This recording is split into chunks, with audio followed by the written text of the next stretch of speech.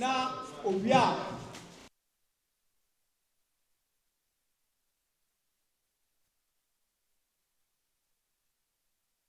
no mo ma agenda na bi mu kura no ma kunkyira gu book so a mo ye no ye ne na hwe wo mo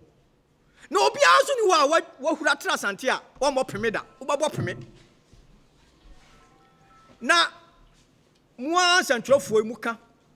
mo akrachefo so ka say religion ay opium of the masses afedi ahura akoye say religious leaders nso so de wotan no wo mo de aduru wo puppet so dabi ono de si ama bontene ya mekasa na kire say ye yi ayibone wo ka wanu tum so a ye yi atia wo ono nti na na awia ye hia wa ha na ne ya ka nyina ne say etu okwachi ba bi atwene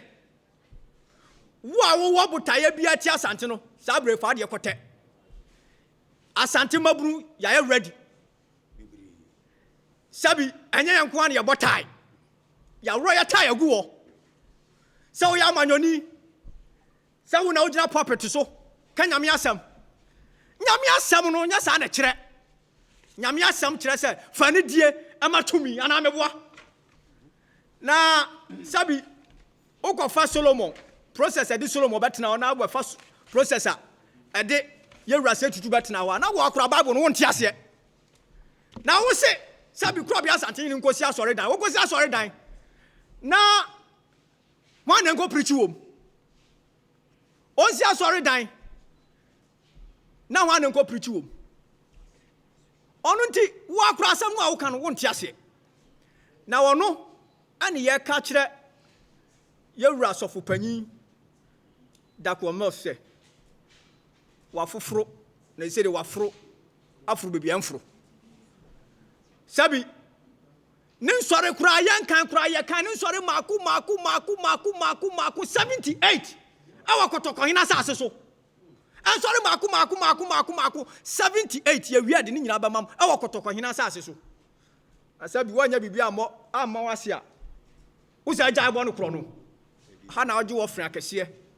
obia ne wo emu akonta lighthouse sabi Roman 4 school dan ye hunu bi yan Asante youth association aya Asante my secondary school yan ye see ye sabi Ghana ho donti yes said no ye gya ya kan no atum mumu ebrekura nim se Asante youth association for ne see aya Asante my secondary school kokwohwe an sorry bebra wo Asante mamu ya mo bon sorry bi din ya mo obi adin na ko bu so mo se kwa ba no mo fa so nya mo nsase adum finfin prime areas and then sorry na wo sansase no anya sorry nko a religious group bia wo pe ba bia soma sabi kro bia Asante ya nya o predo regions ni bi esi twene so ka kire yen se dedenti wo mo ya nya sorry what bu Asante mam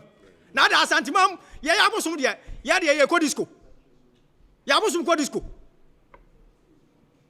ana om de deden ye bia nko amasum na so ni nyina na ye pese ye ne obi atena sundue nti no ye wo ha obi ansi twene so ono nti ye ma ye nsam nwa no de ka kire owura dako mos ne se ye man 48 hours pe 48 hours pe sabi ye de yeso odwa bepema igina na pampam odwa obepema igina na pampam